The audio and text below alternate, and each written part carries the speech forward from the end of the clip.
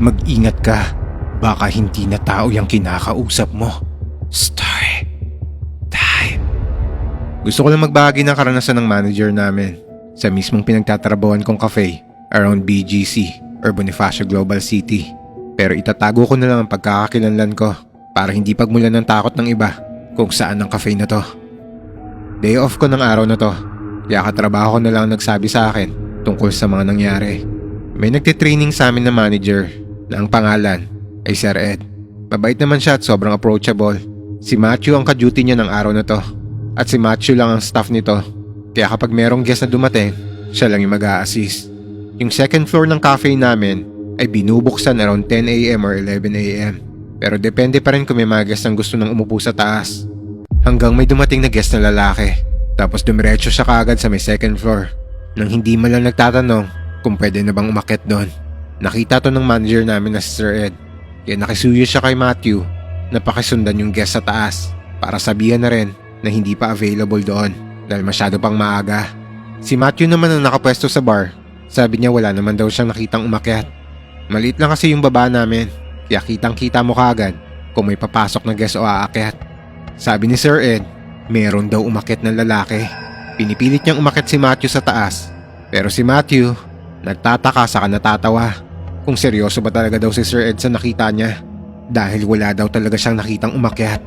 Kaya sa asar ni Sir Ed, wala siyang nagawa. Dahil nagmamatigas si Matthew na wala siyang nakitang umakyat.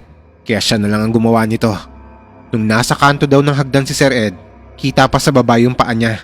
At rinig ni Matthew na nagsasalita siyang sabi, "Sir, pwede po ba kayong pumesto sa baba muna? Kasi hindi pa po open ang second floor." Nagsasign pa daw to ng mga kamay niya na pinabababa niya yung guest. Kaya dahan-dahan na daw si Matthew na umakyat. Dahil duda na daw kasi siya na may guest na umakyat. Pag akyat niya, nakita niya si Sir Ed na nagsasalita pero wala namang kausap. As in patay daw yung ilaw at madilim ang second floor. At walang katao-tao rito. Dahil dito, hinatak na ni Matthew si Sir Ed pababa habang sinasabi sa kanya na hindi tao ang kausap niya. Hanggang ang pangyayaring to ay kumalat sa buong shift namin.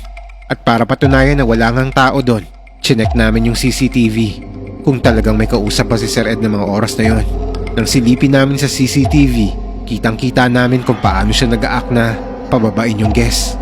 Pero walang tao, walang kausap, mag-isa lang siya.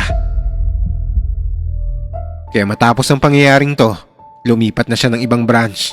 Kapag tinatanong namin siya kung ano ang itsura ng lalaking nakita niya, lagi niya na lang sinasabi na ayaw niya ng pag-usapan pa. Totoong may entity sa second floor ng cafe namin. Dahil minsan, may batang naglalaro, may babae, may aninong nagpaparamdam. Pero hindi tulad na naranasan ni Sir Ed. Dahil siya, nakita niya talaga at kinausap niya pa.